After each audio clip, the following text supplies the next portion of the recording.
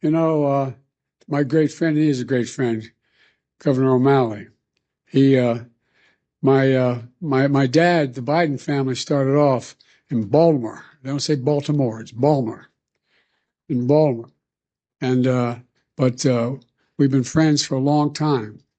And I just want to say at the outset, if you ever want anybody on your team, whether it's an athletic team, whether you're in a battle, whether it's a political team, whether it's a team just trying to help, you want O'Malley.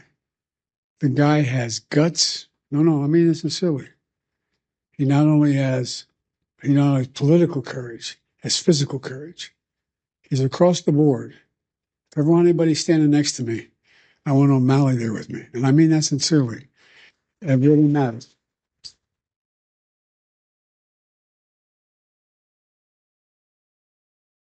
You know, I always kid Maryland because Delaware, the second smallest state, we share the eastern shore of Maryland,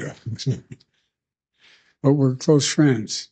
And folks, it's no surprise that he did a hell of a job when I asked him to be commissioner of the Social Security.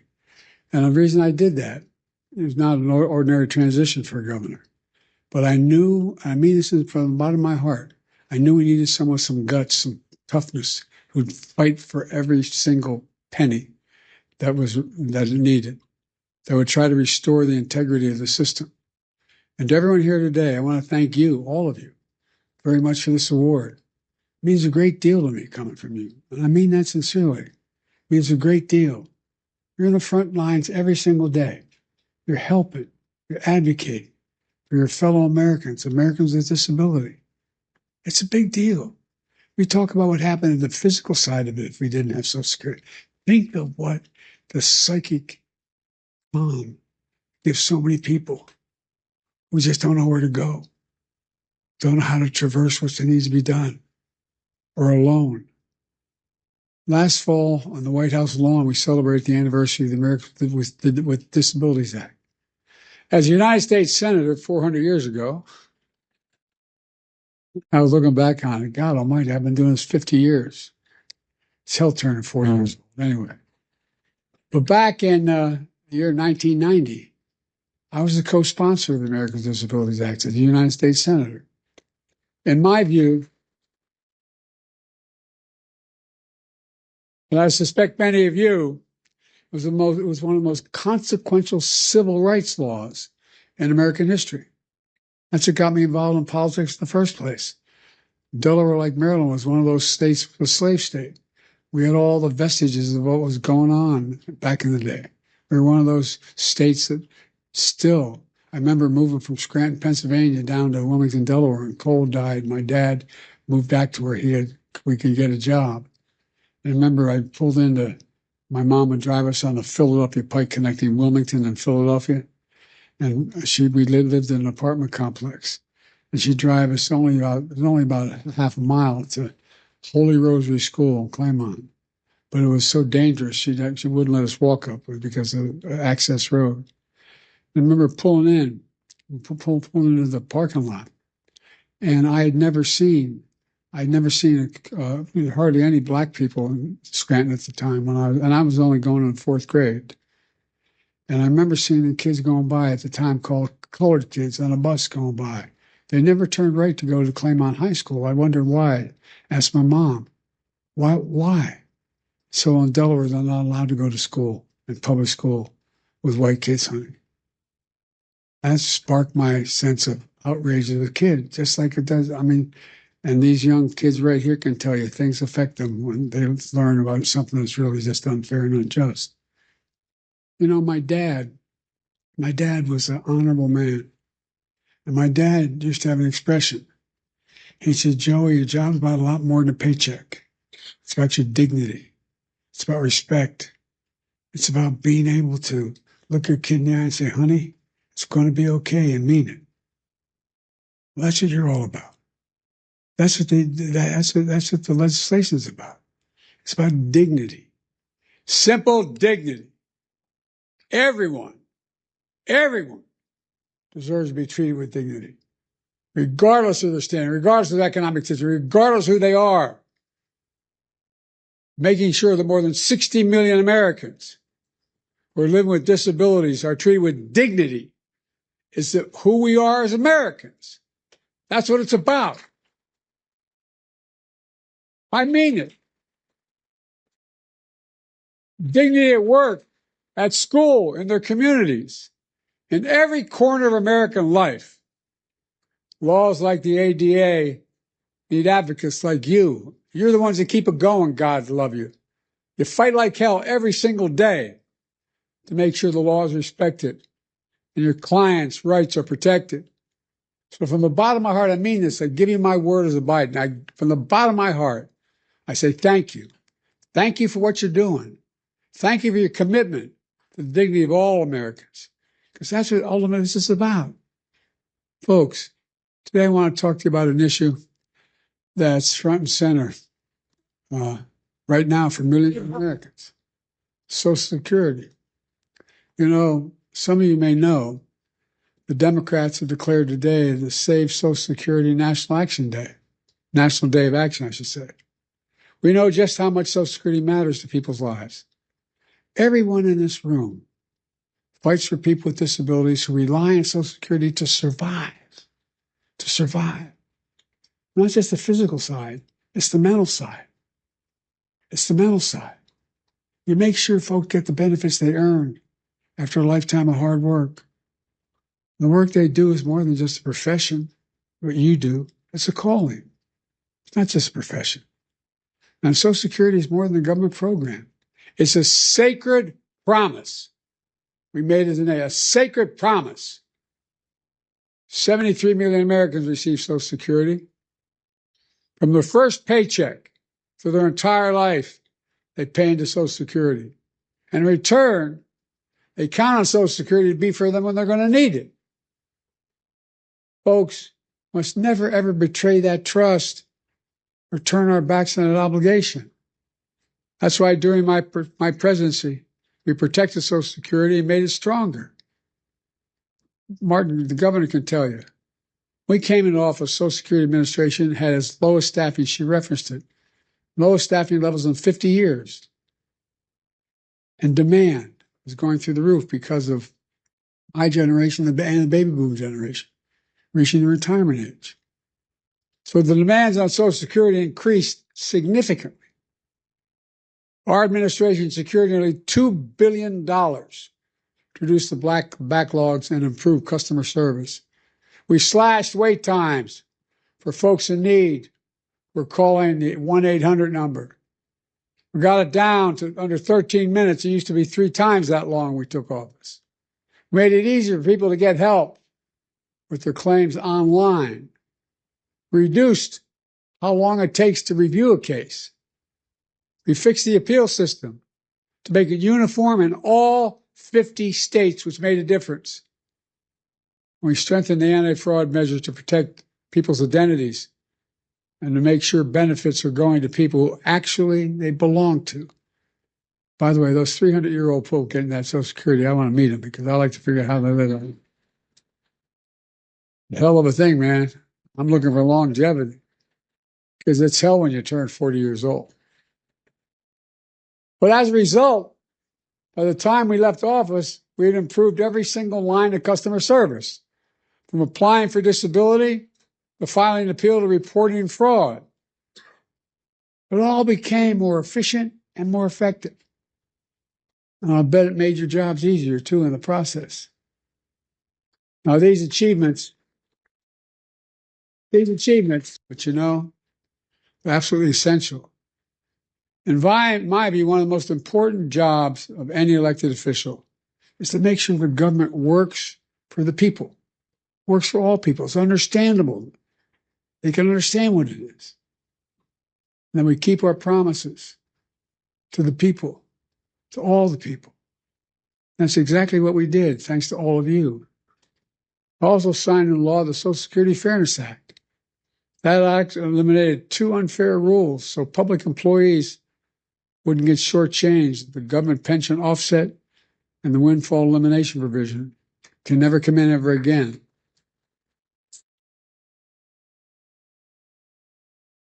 Well, as a result, more than 2 million people are now finally receiving the full benefits they earned.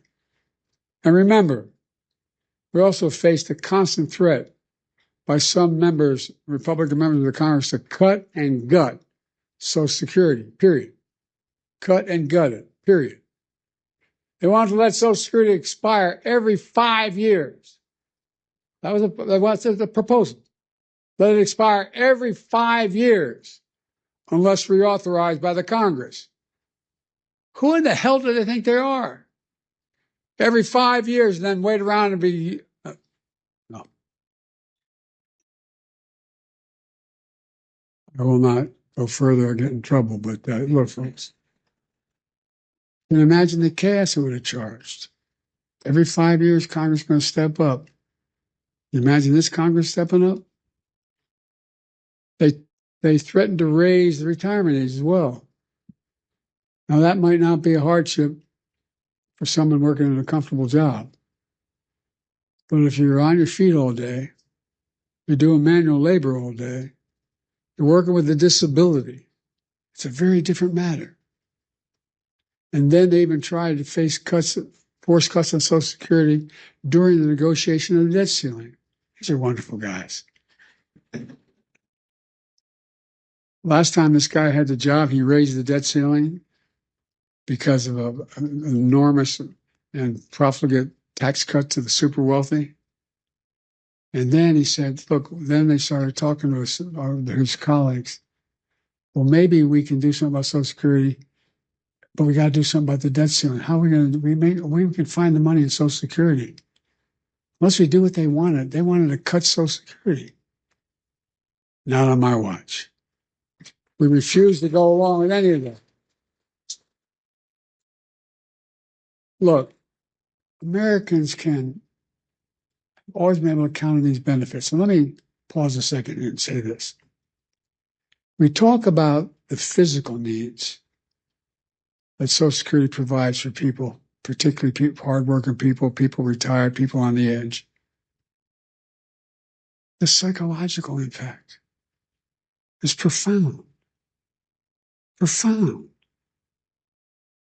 You're a man or a woman, you're 70s, 80 years old, you're not in good shape, you have a disability, and you hear the check may not come. How do you sleep at night? How do you sleep at night? We lived up in Wilmington in a 3-bedroom split-level home in a new development, 40 homes, with 4 kids and a grandpa living with us. And I remember our bed headboard was near my dad's, mom's room. And you could tell when Dad was restless. I remember asking one night my mom, what's the matter with Dad? The next morning, she just found out that they're not going to provide insurance anymore where he works. Well, imagine if you're somebody who's been struggling your whole life. You literally count on Social Security to buy your food, just to get by. And you hear the threats, what may happen. Many of these beneficiaries, that's their only income. If they were cut or taken away, it'd be devastating. Devastating for millions of people. And the psychological pressure we put people under by having this debate is absolutely devastating. That's why we work so damn hard to make Social Security Administration stronger than it's been in years. And that's why I asked the governor to take over, by the way. Well, look what's happening.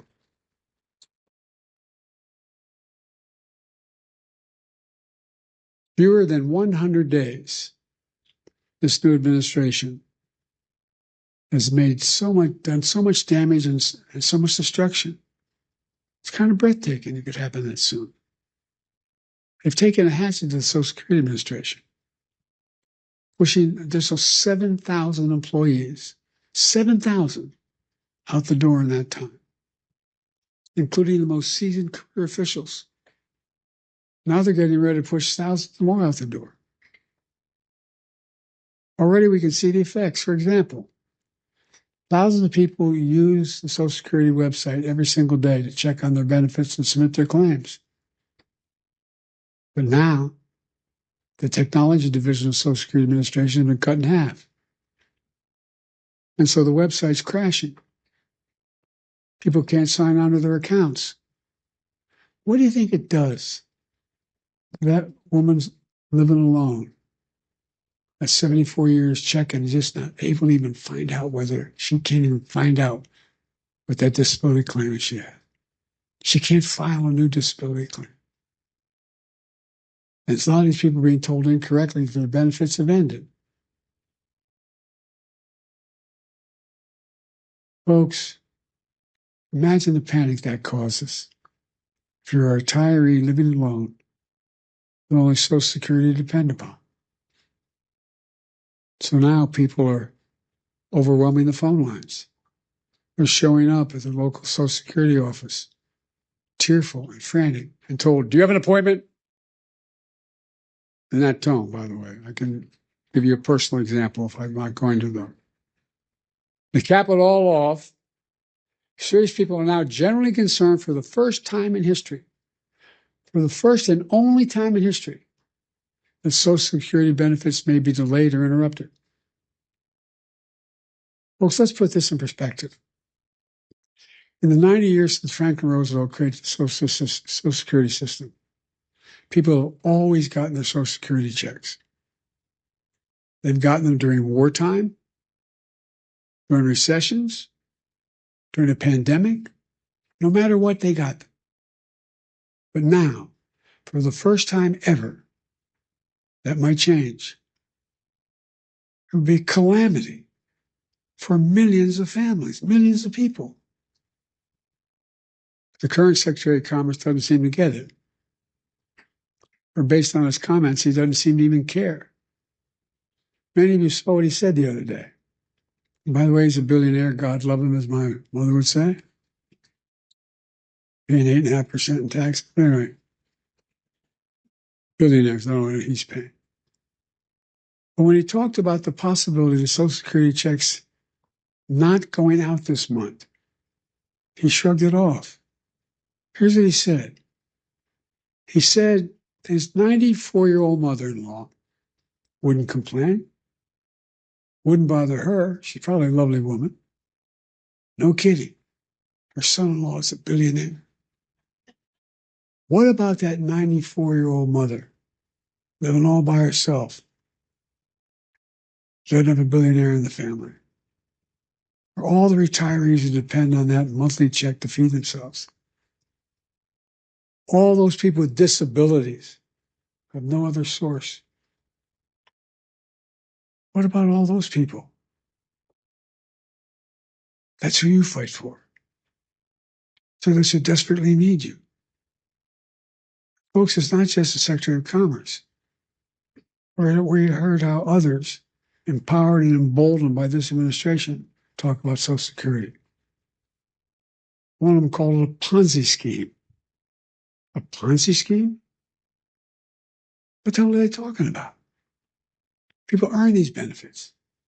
They paid into that benefit. They rely on that benefit. And no one should take it away. You know, Franklin Roosevelt had a different view. He was president coming out of the Great Depression. He and all his colleagues saw great suffering, so much poverty. He also took steps to raise standard of living for ordinary Americans, including creating Social Security. He himself was from a very wealthy family. He didn't need Social Security, but understood how much it would mean to millions of Americans. He knew it would make America stronger in the process. And it has. It makes our economy stronger. It makes the community stronger. It makes families stronger. It gives peace of mind. And so the vast majority of Americans, including many wealthy Americans, still support, thank God, Social Security. And very wealthy billionaires still support Social Security. They may not rely on themselves, but they know Social Security deserves to be protected for the good of the nation as a whole. And you got to ask yourself,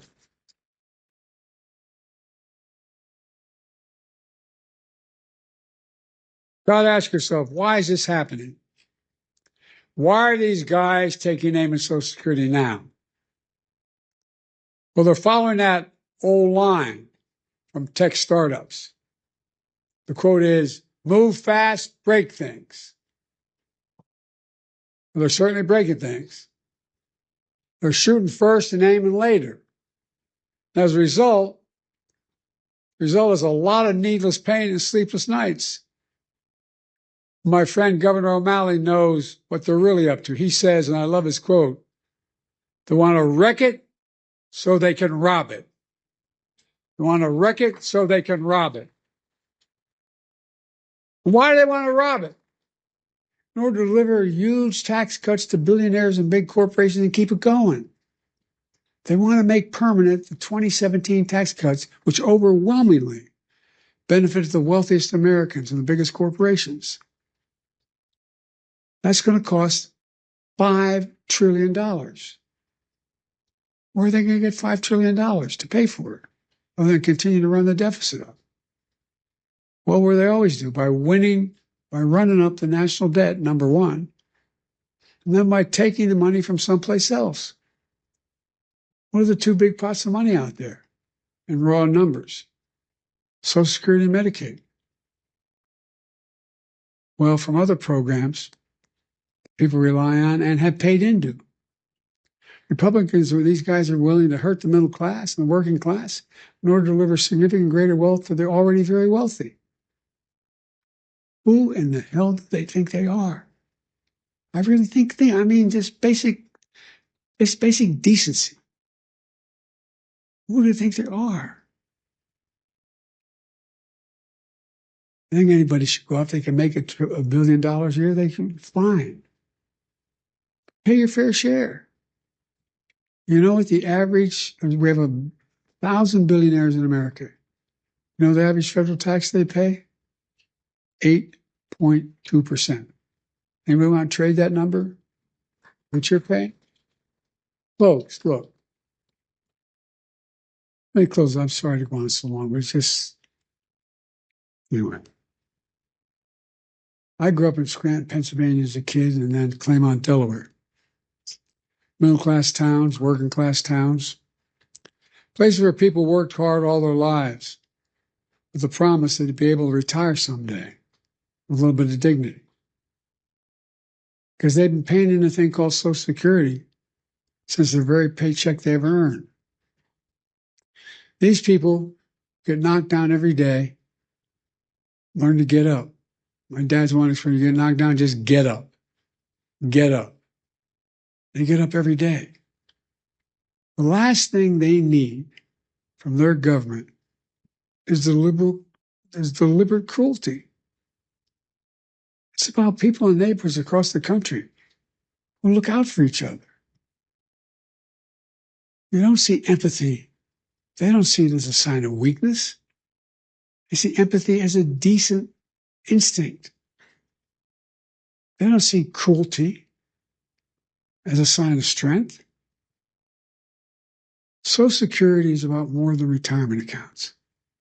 It's about honoring a fundamental trust between government and people.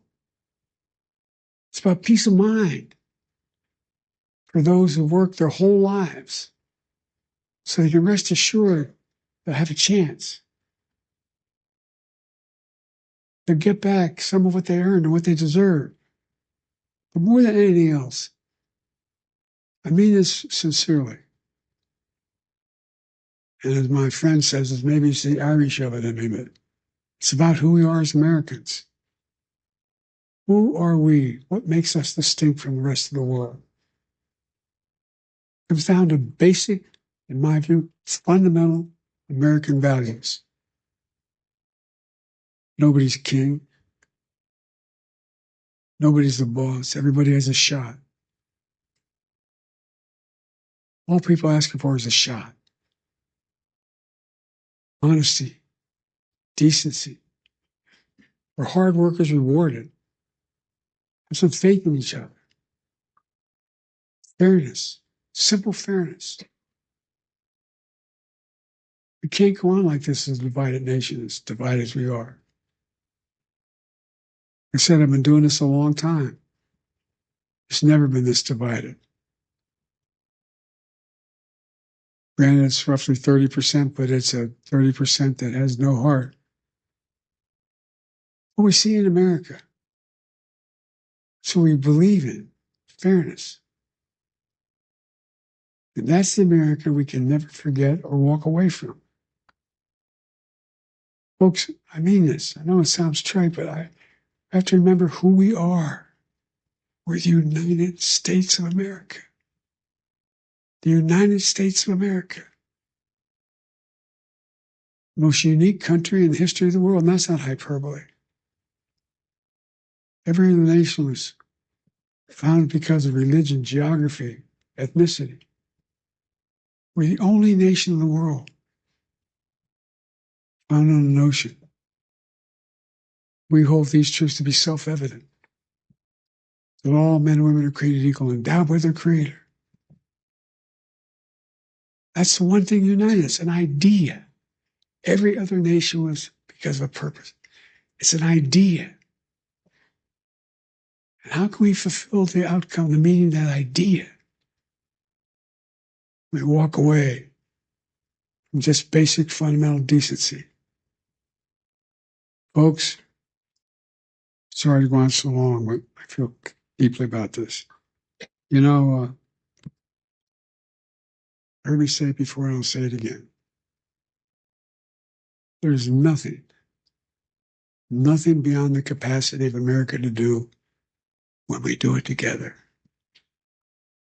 Let's do it together. God bless you all. May God protect our troops. Thank you for what you do.